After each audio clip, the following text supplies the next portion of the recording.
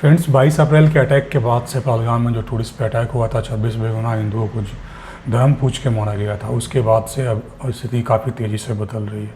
हालांकि उसके बाद से हिंदुस्तान ने तो पहले पानी रोका पाकिस्तान को, और एक बार तो बिना बताए हुए पूरा का पूरा झेलम रिवर का वाटर खोल दिया, जिससे पाकिस्तान में काफ़ी हद तक फ्लड का स्थिति आ गया था। और अब लेटेस्ट डेवलपमेंट में ये हो रहा है कि कल अमित शाह जी का एक स्टेटमेंट आया है। उस स्टेटमेंट में उन्होंने क्लियरली कहा है कि एक एक को बख्शा नहीं जाएगा, उसमें जितने भी लोग थे उन्हें सजा मिलेगी। आप पहले उनका ये वीडियो स्टेटमेंट सुनिए। बड़ी आतंकवाद की छाया हो, हर चीज का मजबूती के साथ हमने जवाब दिया है। और अगर कोई एक कायराना हमला कर कर ये समझता है कि हमारी बड़ी जीत है, तो एक बात मन से समझ लीजिए, ये नरेंद्र मोदी सरकार है, किसी को बख्शा नहीं जाएगा, किसी को बख्शा नहीं जाएगा। इस देश की इंच इंच भूमि पर से आतंकवाद को मूल समेत उखाड़ने का हमारा संकल्प है और वो सिद्ध होकर रहेगा। और इस लड़ाई में न केवल 140 करोड़ भारतीय, पूरी दुनिया भारत के साथ खड़ी है। लामबंद होकर सभी दुनिया के देश एक मुश्त होकर आतंकवाद के खिलाफ ये लड़ाई में भारत की जनता के साथ खड़े हैं। और मैं फिर से संकल्प दोहराना चाहता हूं, जब तक आतंकवाद समाप्त नहीं होगा हमारी लड़ाई चालू रहेगी। और जिन लोगों ने एक कृत्य किया है उसका उचित दंड उनको निश्चित रूप से दिया जाएगा। इस स्टेटमेंट से साफ है दोस्तों कि आने वाले वक्त में हिंदुस्तान बहुत बड़ी कार्रवाई करने वाला है। हालांकि अभी ऑलमोस्ट 10 डेज से ज़्यादा हो चुके हैं। अब कुछ लोगों का ये भी करना है कि भाई ये कब करेंगे, तो भाई ये कोई कबड्डी का गेम नहीं है, क्रिकेट का गेम नहीं है कि एक टीम बैटिंग कर ली तो फिर दूसरी टीम बैटिंग करने जा रही है। एक स्ट्रेटेजिक वॉर फ्रंट है। यहाँ पे हम दुश्मन को जितना ज़्यादा कमज़ोर करेंगे, दुश्मन जितना ज़्यादा हमारी तरफ से उसे लगेगा कि नहीं अभी कुछ नहीं होने वाला, तो वो सही टाइम होता है अटैक करने के लिए। तो मे बी वो अभी थोड़ा सा वक्त लगेगा। आई होप मे बी ये मई के सेकेंड वीक से शुरुआत हो, जैसा कि मुझे लग रहा है। मैं कोई भविष्यवक्ता नहीं हूँ, कोई मैं पंडित नहीं हूँ जो बता सकता हूँ। हालांकि जो मुझे न्यूज़ आ रहा है, जो एनालिसिस करके बता रहा हूँ, उसके अकॉर्डिंग ये लग रहा है। अमित शाह जी के स्टेटमेंट से ये क्लियरली साफ हो चुका है कि इंडिया तो बख्शने वाला है नहीं।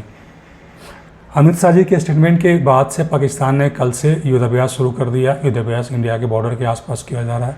हालांकि कुछ भी एक्सपर्ट लोगों का ये भी कहना है कि अगर पाकिस्तान के पास पैसा नहीं है तो ये युद्धाभ्यास क्यों कर रहा है, क्योंकि उनके पास जो भी मोबिलाइजेशन हुआ है ट्रुप का, उनके पास अभी जो भी रिपोर्ट आ रहा है कि ट्रुप मोबिलाइजेशन में उनका 1.5 डे का फ्यूल ख़त्म हो चुका है। अगर यही स्थिति बना रहा तो उनके पास सिर्फ 2 दिन या ऐसे 3 दिन के बीच का फ्यूल बचा हुआ है। तो मुझे नहीं लगता है कि वो इस जंग में हिंदुस्तान की कभी शुरुआत भी कर पाएंगे। अभी हाल फिलहाल में वर्ल्ड बैंक ने मोर देन $100 मिलियन का सपोर्ट दिया है पाकिस्तान को। तो ये भी एक चौंकाने वाली बात है कि अभी के टाइम में अगर पाकिस्तान को कहीं से पैसा आता है तो ऑब्वियस ही बात है कि वो पाकिस्तान उस पैसे को खर्च वॉर पे ही करेगा। तो वर्ल्ड बैंक में जो भी बंदे ने ये फंड रिलीज़ किया नहीं है, करवाया गया है, चाहे जो भी इशू रहा हो। आप जैसे पिछले 2 दिनों से 3 दिनों में लेटेस्ट न्यूज़ देख सकते हो कि पहले टर्की का विमान लैंड होता है, 6 बार आता है, उसमें फिर बाद में टर्की के तरफ से डिनाई किया जाता है कि नहीं हम तो रिटर्न शेड्यूल पे थे, हम वहाँ फ्यूल ड्रॉप भरने के लिए उतरे थे। तो भाई ये बात हजम नहीं होता कि आप 6 बार लैंड हुए हैं, 6 बार से फ्यूल लेने के लिए लैंड हुए हैं, उसी एयरपोर्ट उसी जगह पर हुए हैं। एक दिन पहले ये भी होता है कि यूके की एक फ़्लाइट वहाँ पे लैंड होती है और उसमें वो कहा जाता है कि यूके की जो फ़्लाइट थी वो कमर्शियल फ़्लाइट नहीं थी, वो मिलिट्री प्लेन था। मिलिट्री प्लेन में साजो सामान लेने के लिए आया होगा। भाई यूके का ट्रुप का मोबिलाइजेशन इंडिया के कॉन्टिनेंट में है ही नहीं, तो फिर यूके का जो मिलिट्री प्लेन है वो आया कैसे, वो आया क्यों? ये जो रॉयल एयरफोर्स का जो प्लेन है, जो यूके का प्लेन रावलपिंडी पाकिस्तान में लैंड हुआ था 28 अप्रैल को, ये कोई नॉर्मल प्लेन नहीं है दोस्तों, ये वारफेयर के लिए जाना जाता है। ये सिविलियन एयरप्लेन नहीं है, कॉमर्शियल नहीं है, प्राइवेट जेट नहीं है, तो फिर आया क्यों था पाकिस्तान में उस सिचुएशन में जब इंडिया पाकिस्तान के बीच टेंशन काफ़ी आई है। अगर आने वाले पाकिस्तान भारत युद्ध में अगर यूके पाकिस्तान के साथ खड़ा होता है तो इसमें कुछ चौंकाने वाली बात नहीं है। भारत सरकार को अब सोचना पड़ेगा यूके के साथ विदेश व्यापार की नीतियों पे। हालांकि दोस्तों पाकिस्तान सिर्फ आर्मी ड्रिल ही नहीं कर रहा है। अभी कल ही की बात है, उसने हॉस्पिटल में जितने भी मेजर हॉस्पिटल में उसने उन्हें एक ड्रिल किया था, जो जितने भी सपोजेड घायल होते हैं या सिविलियन घायल होता है तो उसके लिए, तो उनका ये ड्रिल कंटिन्यू हुआ। पाकिस्तान के जो डिफेंस मिनिस्टर है ख्वाजा आसिफ, उन्होंने एक स्टेटमेंट दिया। पहले एक स्टेटमेंट सुनिए, फिर उसके बाद हम बात करते हैं। The things cooled down then, and now again the same thing is. You do admit, sir, that Pakistan has had a long history of backing and supporting and training and funding these terrorist organizations. Well, we have been doing this dirty work for the United States for about 3 decades, and West, including Britain. So that's your argument that even though that was a mistake, and we suffered for that, and that is why you are saying this to me. If we had not joined the war against Soviet Union and later on the war after 9/11, this Pakistan's track record, was not unimpeachable track record. जो विदेशी महिला पत्रकार होती है वो ख्वाजा आसिफ से ये सवाल पूछती है कि क्या पाकिस्तान पिछले कई एक दशकों से हिंदुस्तान में आतंकवाद नहीं कर रहा। ख्वाजा आसिफ को 10 सेकंड भी नहीं लगता है, वो बंदा सीधा जवाब देता है कि we are doing for the west. हमने यूएसए और ब्रिटेन के कहने पे ये काम किया। इस बंदे में इतना शर्म नहीं है कि ये खुद आतंकवाद का एक अपने आप को शिकार बताता है कि हम आतंकवाद का शिकार बने हुए हैं, और फिर भी ये विदेशी मीडिया पे आने के बाद एक क्लेम करता है कि नहीं मैं यूके और यूएसए के कहने पे कर रहा हूँ। तो भाई एक बार तुम्हें सोचने की ज़रूरत है कि तुम बोलना क्या चाह रहे हो। अभी का जो सिचुएशन माहौल है दोस्त, इसमें कोई ये प्रिडिक्ट नहीं कर सकता कि वार कब शुरू होगा, लेकिन मैं एक भारतीय होने के नाते ये जिम्मेदारी के साथ बात कर रहा हूँ कि वार होगा और होना भी चाहिए। और इस बार पाकिस्तान की वो मार पड़ेगी, वो नानी याद आएगी जो उसे कल्पना भी नहीं किया था, क्योंकि पाकिस्तान की बार रहा, हर बार की यही आदत है उसका। आतंकवादी भेजेगा, 10 भेजेगा, कश्मीर में मार गिराएगा, बेगुनाहों को मारेगा, फिर उसके बाद वापस चला जाएगा। सिचुएशन जब टेंस होगा तो वो यूएसए के गोद में जाके बैठ जाएगा, फिर वो बोलेगा भैया सॉल्यूशन निकाल दो। यूएसए की तरफ से स्टेटमेंट आया था कि इंडिया पाकिस्तान टेंशन रिलीज करे। मुझे नहीं लगता कि भाई इंडिया मानने वाला है। कल राजनाथ सिंह के साथ यूएस के डिफेंस सेक्रेटरी की बात हुआ, उस बात के बावजूद राजनाथ सिंह ने सीधा ये स्टेटमेंट दिया कि भैया हम तो एक्ट करेंगे इस पर। राजनाथ सिंह के इस ट्विटर पोस्ट पर क्लियरली आप देख सकते हैं यूएसए का जो स्टेटमेंट है वो डबल स्टैंडर्ड का। मीडिया में एक क्लेम आ रहा है कि यूएसए ये बोल रहा है कि इंडिया पाकिस्तान प्रेशर रिलीज करे। जब राजनाथ सिंह का डिफेंस सेक्रेटरी पीट के साथ बात होता है, पीट के लिए कंफर्म करते हैं कि यूएसए इंडिया के साथ है। भाई जब तुम इंडिया के साथ ही हो तो तुम्हारे बाकी के जितने भी ऑफिशियल हैं वो एक क्यों स्टेटमेंट दे रहे हैं कि इंडिया टेंशन रिलीज करे। इंडिया क्यों टेंशन रिलीज करेगा भाई? इंडिया के में घुस करके 26 बेगुनाहों को मारा गया, धर्म पूछ करके मारा गया, उसको हेलमेट के उससे मारने के बाद उसकी जीप पैंट खोला गया, पैंट खोलने के बाद ये चेक किया गया देखो उसका खतना हुआ या नहीं। वो जितने भी बार आतंकवादी आया तो सारे पाकिस्तान के थे, उसमें से एक बंदा पाकिस्तान आर्मी का था जो उससे बाद में आतंकवादियों के लिए दे दिया जाता है हिंदुस्तान में आने के लिए। अब वो हिंदुस्तान में पिछले कई एक महीनों से है, इससे पहले वो भी एक वारदात का अंजाम दे चुका है वो कश्मीर में। पाकिस्तान में भी दोस्तों बलूच लोगों ने तो सीधा डिनाई कर दिया है कि जब काम पड़ता है, जब ज़रूरत होता है हमारी तो तुम बलूचों को गालियाँ देते हो, तुम भारत का एजेंट बताते हो और हमें पाकिस्तानी तक नहीं बोलते हो। लेकिन आज जब वार का सिचुएशन भारत के साथ आया है तो तुम हमारे पास आए हो मदद मांगने के लिए। तो भैया तुम्हारी वार है, तुमने वार शुरू किया इंडिया के साथ, तुम जाके लड़ो। तुम पंजाबियों को बोलो पंजाबी लड़ेंगे। इस वार में मुझे नहीं लगता कि पख्तून, बलूच और सिंधी कोई भी अगर जंग होता है तो इसमें अटैक होगा। अब देखने वाली बात ये है, पहले दोस्तों एक पाकिस्तान के एक मिनिस्टर हैं, एक पॉलिटिशियन है, पहले उनका स्टेटमेंट सुनते हैं फिर आप बात करते हैं इन पे। और बतौर पाकिस्तानी अगर जंग बढ़ जाती है तो बंदूक लेकर बॉर्डर पर जाएंगे? नहीं, अगर जंग बढ़ जाती है तो मैं इंग्लैंड चला जाऊंगा। बरबत साहब, आप नहीं समझते कि इन हालात में मोदी साहब को थोड़ा सा बैकग्राउंड में जाना पड़ेगा या थोड़ा सा पीछे हटना पड़ेगा? इन हालात में आप नहीं समझते कि मोदी को थोड़ा सा पीछे जाना चाहिए ताकि हालात नॉर्मल हों? मोदी मेरे खाला का बेटा है जो मेरे कहने से पीछे जाएगा।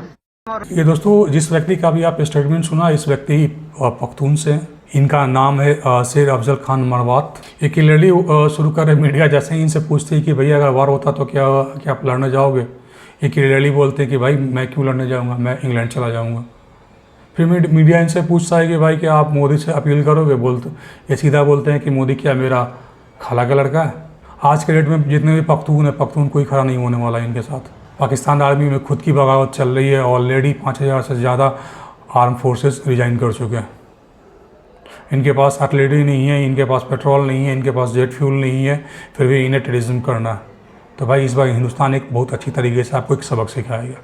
सबक ऐसा होगा जो आने वाली जनरेशन आपको याद रखेगी।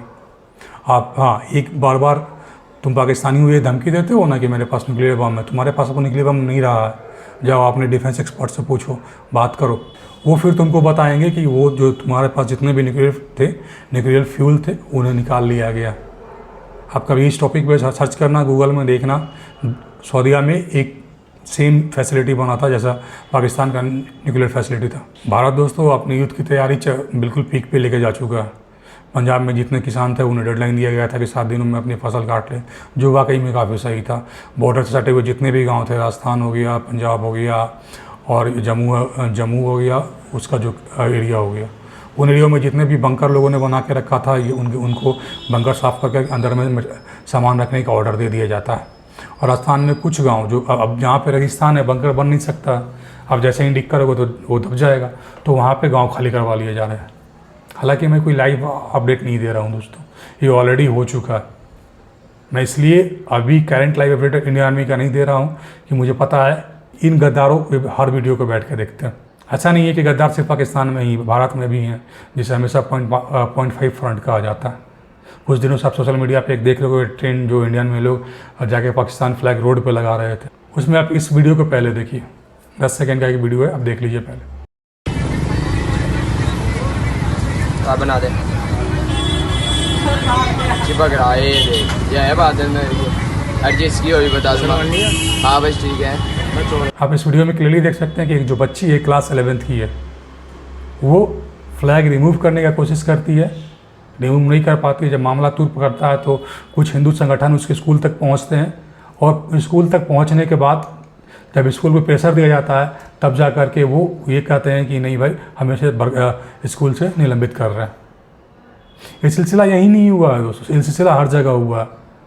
राजस्थान, मुंबई, बेंगलोर, कर्नाटक में तो बेलगावी में मैंने पिछले वीडियो में बताया था कि वहाँ बंदे को अरेस्ट कर लिया गया था क्योंकि वो रोड पे पाकिस्तान का फ्लैग लगा रहा था। भाई कौन सा कानून है जो आप उस कानून के तहत उसे आप अरेस्ट कर रहे हो? क्या हिंदुस्तान में कोई कानून है क्या ऐसा? मुझे नहीं लगता है भाई। हिंदुस्तान का कानून तब क्यों नहीं था जब कश्मीर में जाकर के 26 बेगुनाहों को मारा गया। आज जितनी भी आंटियाँ यूट्यूब पे देख रहे हो कि कश्मीर में ऐसा कुछ नहीं हुआ, धर्म पूछ के नहीं बोला गया, ये सबसे बड़ा खतरा देश सैनिक को है।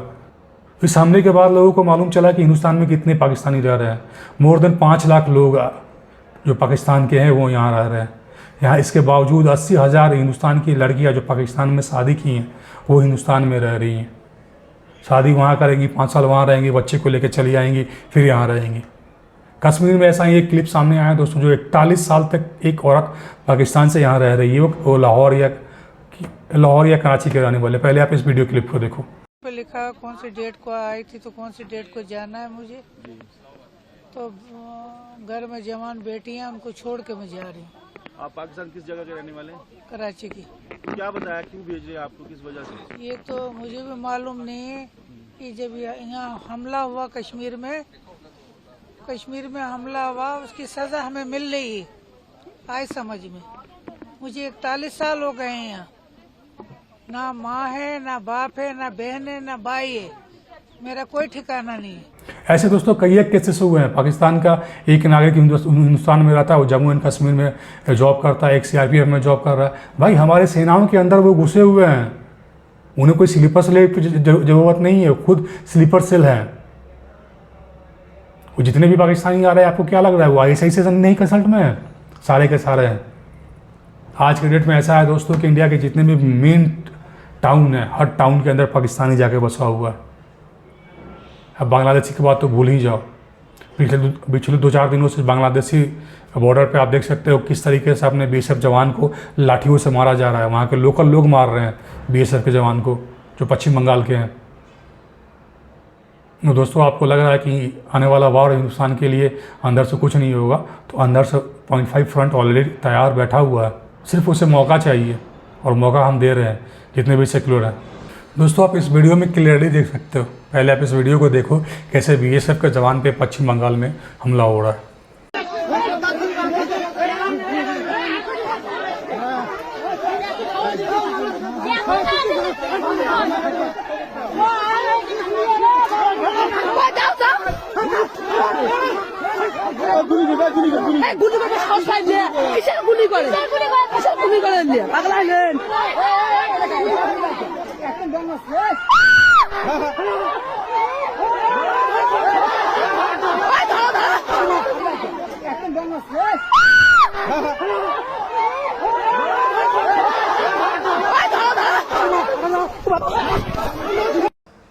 आप क्लियरली देख सकते हो बंदा पेट्रोलिंग के लिए खेतों से गुजर रहा है।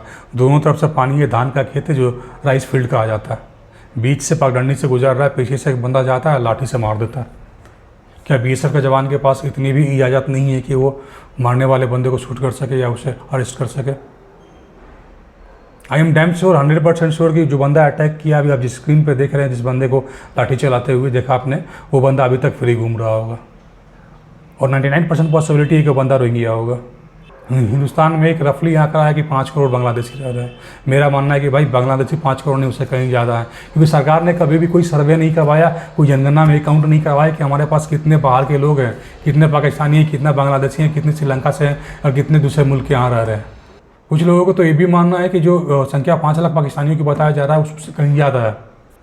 अगर अब भी भारत सरकार नहीं सोचती है इसके बारे में, तो आने वाला वक्त काफ़ी डिफ़िकल्ट होगा, क्योंकि ऑलरेडी इंडिया 1.5 फ्रंट अंदर में क्रिएट कर चुका है।